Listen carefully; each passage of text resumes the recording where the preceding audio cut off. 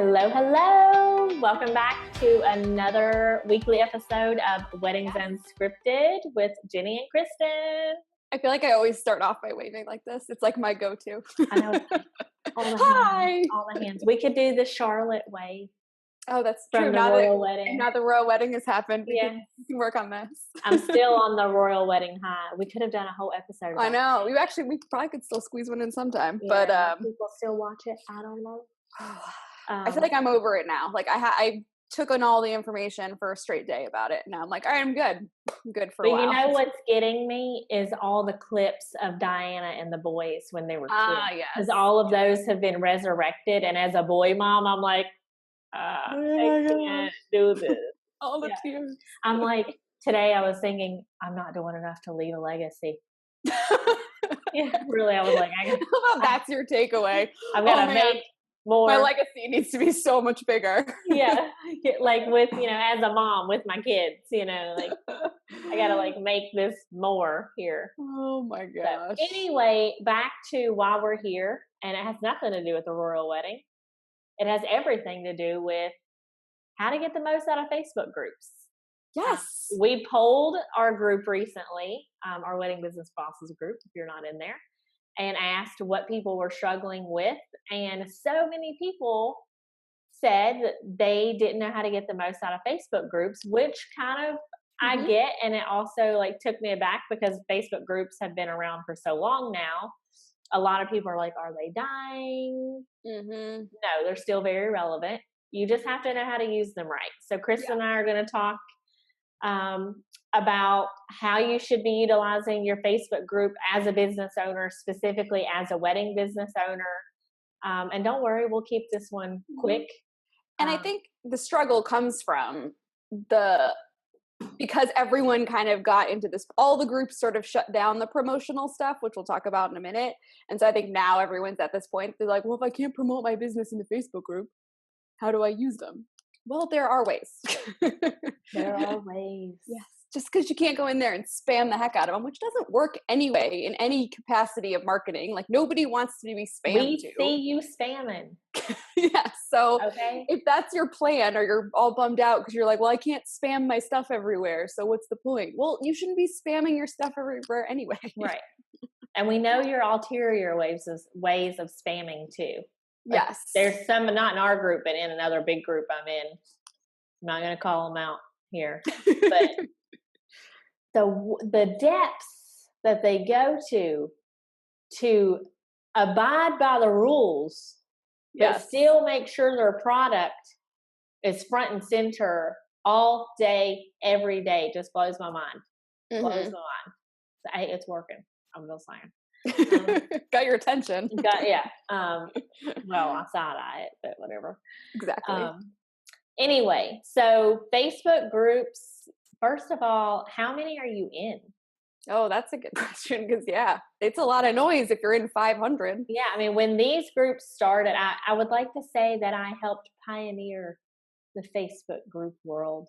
Before they were really used for business, I used them for other things for years of, just connecting with people that were in the wedding industry, blogging, things like that. But it wasn't business focused. It was more just camaraderie focused. I used to lead a big bridal group back in 2011 when I was having my wedding here in Germany. And that's kind of what really spearheaded as to what brides want. And I have so much experience from really talking with hundreds and hundreds of brides from around the world of kind of, what they wanted through the years and things out of vendors.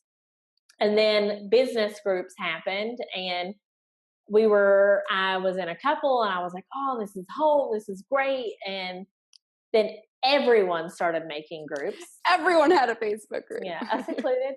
We obviously jumped on that bandwagon too. We obviously did.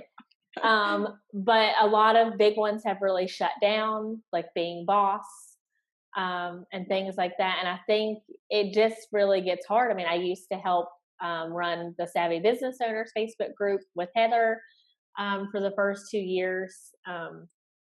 So there's a lot of undertaking in groups, but you can still get so much out of groups that I think people just don't realize how to best show up. And it's not just asking a question or walking away, but when it comes Well, we down should to cover it. this in 2 ways. Let's start with covering it in how you can get the most out of them being in a group, like participating in other people's groups. And then at the end, we could talk a little bit about whether it's worth it to get your own group. Ooh, I like this. I like this. So I think, as Ginny said, first step is if you're going to use Facebook groups in your business, don't be in 500 of them, because that's not going to help you. Yeah. You need to be extremely targeted with which groups you're in. And there's kind of 2 ways to go. You've got groups that are filled with your ideal client, and those are great, obviously, to be able to put yourself in front of those people. And then there's groups of your peers. And I think it's great to be in both for different reasons, because you can absolutely learn a ton in groups filled with your peers. But obviously, we see most people trying to utilize Facebook groups with going into these groups of their ideal client and then just spamming the heck out of them. Yeah. Take my survey. Take my survey. And it's like, but we don't know you because you're not really helping. We've never seen you before. Right. But if you want, to put a survey out, it's really important. And this is just an example. It's not about anybody. Whether it's survey, here's my product, read my blog post, whatever. Exactly. Nobody cares unless they know who you are. So that's really the big thing I think we're getting at, is like, figure out which groups are important to you, where your ideal client is hanging out. Pick a few of those to show up 100% is. Don't be in 500. Pick a few that you want. And then give. Like, just help people. Yeah. Give, get. Yes. Exactly. It's actually like give. Then maybe get. And then maybe get. Yeah. But that's just answer. If people have questions and you have a solution or an answer, help them. So answer their questions. Solve their problem. Even if you don't know the answer, and you might know someone that you can connect them with, like being a connector is super helpful, because you're not only helping that person that asks the question, but you're helping the person that you're going to connect them with, and they're going to in turn connect you. So when somebody asks another question that's relevant to connect and bringing you into the connection, you're not promoting yourself. Someone else is doing the work for you. And 9 times out of 10, someone is going to book somebody based off of a recommendation than they are just a cold lead. Yep. So the more you give, the more you're recommended, the more you're connected. And giving is not, oh, I know a lot about this, book a strategy call with me. That's not giving. Right. Giving is not, I'll PM you. Yes, exactly. I'll PM you and try to get you on a call. Like, this is a public forum. Give information freely. Help people. For the greater good of the group. Yes, I know we are all making money off of our brains and our information. But if you're not willing to give everything that you're charging money for free first, then it's really not going to have an audience. Yeah, you're not going to have people wanting to pay you because they don't know what to pay you for, because they don't know what you know. And that's where Facebook groups are the perfect place to get in front of your ideal client and just help them. Because chances are they are going to click over if they see your name enough and see you being helpful to your profile and be like, who's this chick? What's she all about? What does she do? And they're going to learn who you are. And if they like your stuff, they're going to go follow you on Instagram, or they're going to join your email list or whatever. And now you've gained a new member of your audience. So absolutely. And even more than that, not just clients, but, people that you can align your businesses with, like Kristin and I. We met in a Facebook group. Yeah. I mean, people that you can really grow with and that you're at the same level of business with, and saying, oh, this person is about what I'm about, and we're on the same growth path in our businesses. So that's really important as well. Yep. So make sure that you are intentional about the give process. Right. And I think a great way of being intentional is by limiting the amount you're in. The number of Facebook groups you're in. I like to try to audit my groups every 3 months. Yep. Don't just be in a group because your friend has a group, or 5 of your friends, or 10 of your friends have groups. I always feel guilty when I leave those groups, but they're not serving me. I don't need to be in them. It's not serving them. I mean, for us, we don't want any of our industry friends to be in our groups just to support us if they don't have time to give. And it's not personal. We totally understand. We can't in turn be in everybody else's groups because we can't give. Our group is our main priority. And then I have maybe 2 or 3 other ones that I really show up and I'm active in. And I schedule out time to be active in them because I don't want to be a part of something that I'm not going to actually show up. Yeah. And that's the key too, is don't also just be a lurker. And it's not even about, and when we're now just talking about peer groups, for example, because most people join those to learn from other people and help their own business and to ask questions and whatnot for their own business, which is great. But again, don't lurk in those and then just show up whenever you need something, like you want a question answered. You actually learn more and get more by showing up more and asking and questions. Engaging. And just comment if someone else has a question and you or has a comment and you agree, say, oh my gosh, I feel the same way. Like something, just get in those groups. And again, pick them intentionally, small number of them, and make sure that you are actively engaging in those as well. Because it's like when you're an active member of a group and then you always just only see this one person show up twice a year and they have this massive business question that they want people to help them with. And you're like, well, who are you? First of all, where are you from? And like, why should we help you? Because you're not an actual member of the community. Right. Like, decide to be a member of the community and be a member of the community. Right. And this kind of brings me to a point, how to know when you're an actual member of the community. Is if you are totally active in there a lot, and then all of a sudden someone's not heard from you for 3 weeks, you better believe people are going to come asking about you. Oh, where's Kristin? I haven't seen her post. Like, what's going on? Have you ever had that happen? I've had people hunt me down that I don't know that just see that I'm not posting, I'm not engaging, and they're used to seeing me on a regular basis and then saying, hey, are you okay? Like, are you going through something? You know, they don't know me really in real life, but they know me from being so engaged in a community. And I think that really says a lot about you and that you are showing up in a community, just period. Yep. So pick your communities wisely, pick only a few, have a few communities of your ideal client that you are going to commit to helping other people and giving to them and helping them with whatever their needs are and their problems are. And then pick a few communities you are going to be a part of that are peer communities that you are going to support others, encourage others, and give to them in any way that you can.